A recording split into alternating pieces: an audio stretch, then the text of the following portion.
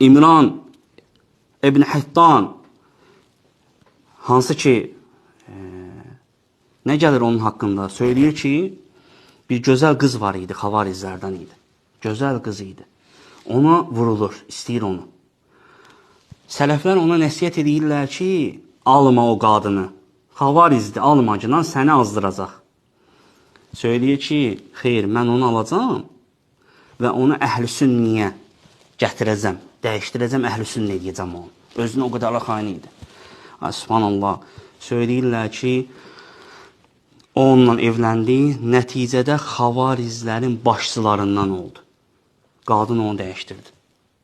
Fikir verin, o qədər özünə arxain idi ki, mən onu dəyişdirəcəm, dəvət edəcəm əhl-i-sünniyə.